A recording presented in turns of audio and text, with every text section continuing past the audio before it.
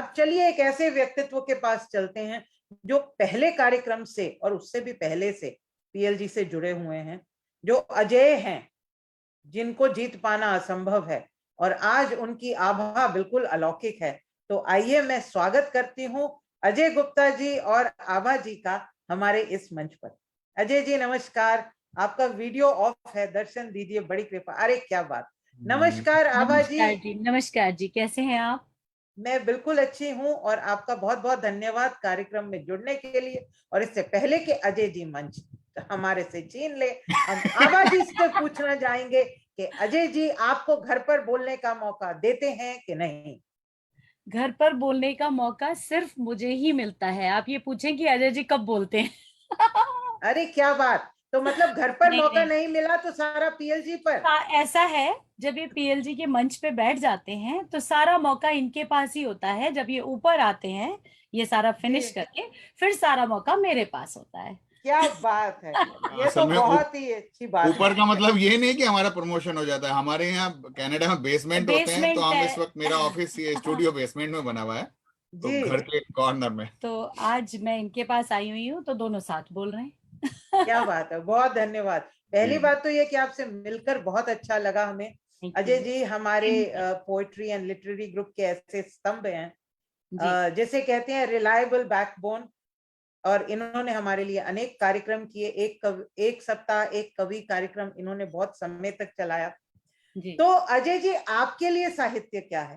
आप सबको हंसाते गुदगुदाते रहते मैं हैं। आपसे बात करते करते जरा माइक एडजस्ट कर लूं, मुझे लगा आवाज शायद कम जा रही होगी। ओके, अब नहीं, ठीक है बिल्कुल आवाज? साफ आ रही है जी ओके, जी। तो लाउड एंड आपके लिए साहित्य क्या है? आपके लिए साहित्यकार का क्या दृष्टिकोण है? मेरे लिए साहित्यकार का दृष्टिकोण ये है कि जो हुआ और जो हो रहा है और जो आप सोच सकते हैं कि होना चाहिए, उसका लेखन, उसका संकलन और उसका प्रवचन या विमोचन या बातचीत में फैलाना, वही साहित्य है। इवन आज की तारीख में बोलूं तो फेसबुक भी साहित्य है। व्हाट्सएप थोड़ा सा डिस्टॉर्टेड है साहित्य में, लेकिन व्हाट्सएप के जरिए भी, व्हाट्सएप यूनिवर्सिटी पे भी बहुत कुछ आता है, उसमें से अच्छी चीज निकाल लेना, क्योंकि पुरानी कहानियां भी अच्छी और कम अच्छी होती हैं। मैं किसी की कहानी या रचना को बुरी नहीं कहता, आपको अच्छी लगनी चाहिए और बस इतना काफी है। तो वही साहित्य है।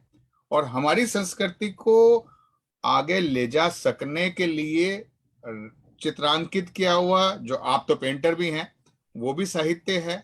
हमारे इस ग्रुप में लोग कहानियां भी लिखते हैं, वो भी साहित्य है। सब कुछ जो आज आप डिस्कशन करते हैं वो साहित्य है मेरी नजर में। जी जी, बिल्कुल हम्म, बिल्कुल। और ये जरूरी नहीं है कि आपकी और मेरी नजर एक हो, जी लेकिन फिर भी आपकी नजर उतनी ही ठीक है जितनी मेरी नजर ठीक है। जी बिल्कुल बहुत सही है। बात। जी। जी नहीं, और मैं इस बात में पूरी तरह विश्वास रखती हूँ सर। तो आपने लिखना कब शुरू किया?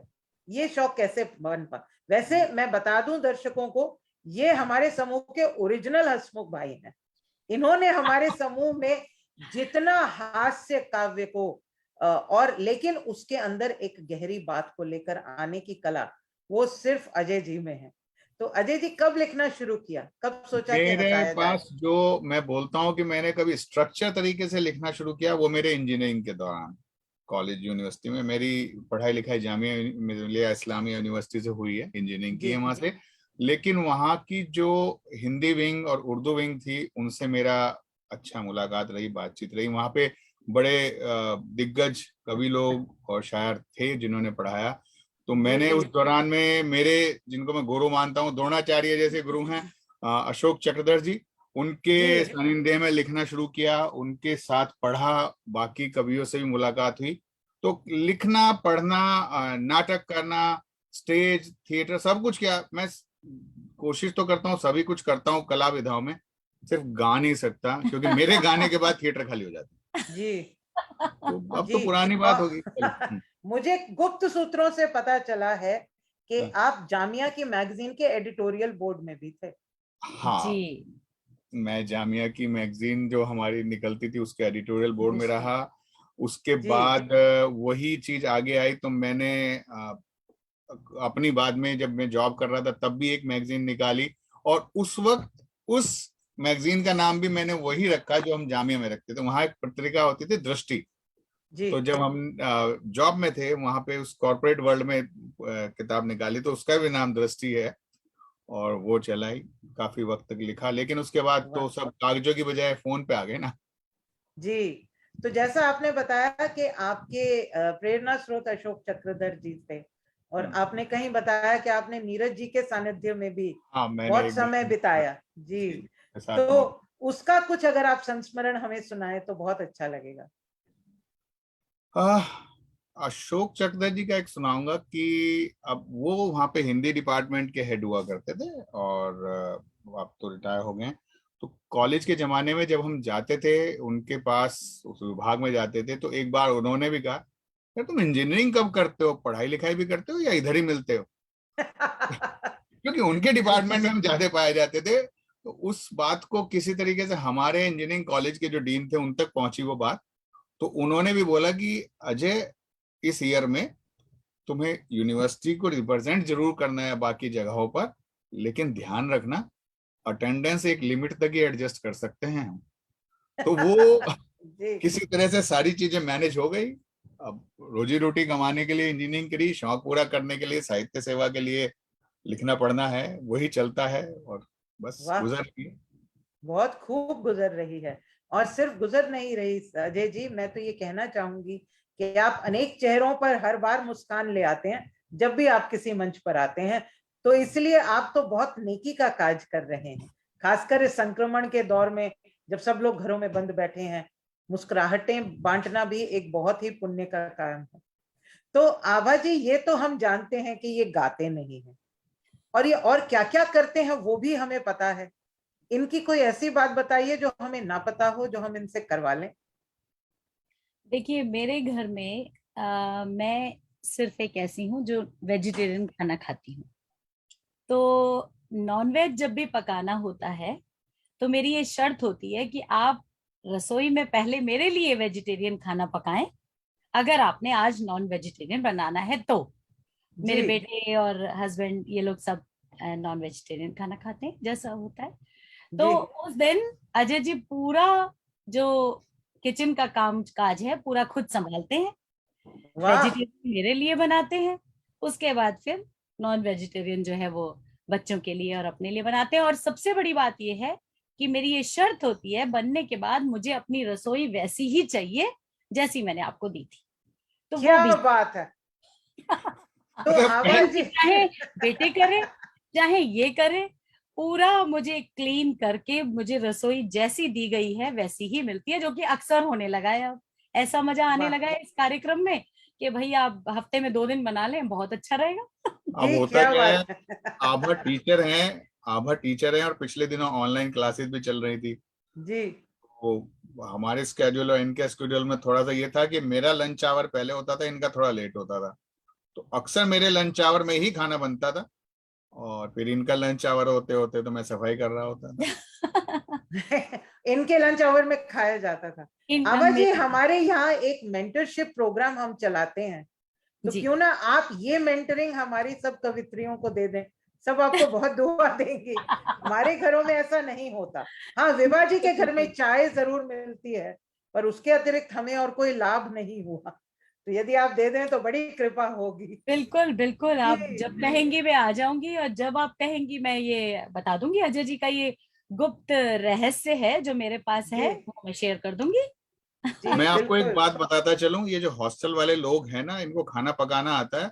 आपके इस प्रोग्राम में अगर तुफैल भाई आज आएंगे, पूछिएगा, क्योंकि हम और तुफैल भाई एक ही हॉस्टल के रहे हैं, जी और हम जी लोगों के कमरे आमने सामने थे। हम लोगों ने शायद खाना वहीं बनाना सीखा, क्योंकि वहां अच्छा नहीं बनता था तो हम बनाते थे कमरों में। जी जी जी, जरूर जरूर पूछूंगी, आने वाले हैं तो बिल्कुल, फैल भाई। Any time whenever you जी want to call us we will जी, बी देयर। वाह। तो जाते जाते अजय जी, क्योंकि जैसा कि मैं अभी अनिरुद्ध जी से भी कह रही थी कि मुझे सबसे कठिन काम दिया गया है कि आप इंटरव्यू लीजिए और जब मजा आने लगे तो कहिए जी टाइम अप हो रहा है।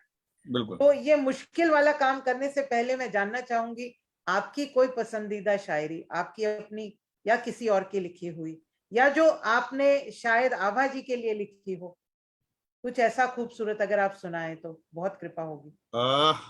मेरे पास, मुझे ये बताएं, वक्त कितना है?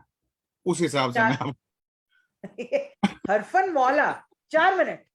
4 मिनट ठीक है, इसमें से 1 मिनट आभा जी को देता हूँ, 3 मंच को दूंगा आभा जी के लिए।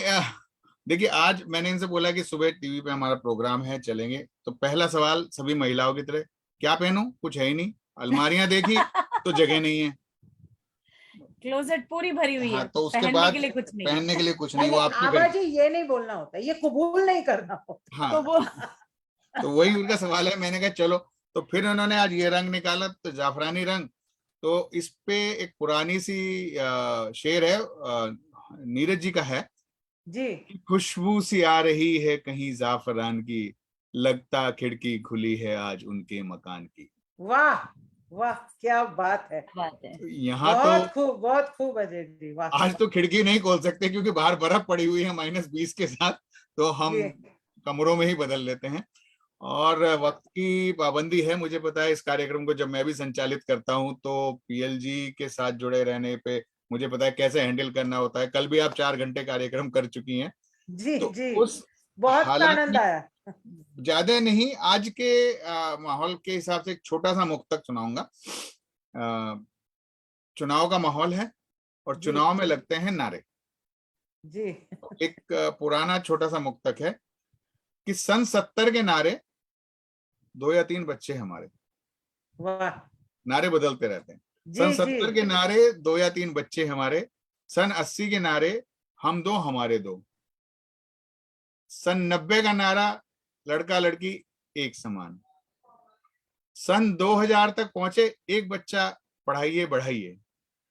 अब तो लगता है मिलकर पुकारें, न तुम हमारे न हम ना तुम्हारे। हम तुम्हारे, वाह वाह, बहुत खूब अजय जी, इन नारों के हमेशा की बीच में तरह मन मोह लिया आपने। जी, लेकिन इन नारों के बीच में हम लोग तो इंडिया से बहुत दूर बैठे हैं इस वक्त, आप लोग भी दूर बैठे हैं, तो लेकिन जो लोग इंडिया में बैठे हैं, ये वक्त है, आप अपने अधिकार का, अपने मतदान का जरूर प्रयोग करें, इन नारों में बह न जाएं। जी बिल्कुल, जी। जी बिल्कुल, बहुत बहुत धन्यवाद अजय जी, आभा जी, बहुत अच्छा लगा, बहुत आनंद आया आपके साथ मिलकर। और हमारी ये आपसे विनती है, सादर विनती है कि कृपया आते रहें। आपने जो इतना खूबसूरत ये परिवार शुरू किया था तुफैल भाई के साथ, इसे बढ़ते हुए देखें और इसके बढ़ने में भी भाग बनते रहें। मंच आपको सच में बहुत याद करता है। जी जी, समापन का अधिकार आपको है, लेकिन शेर मैं कह के चलूंगा।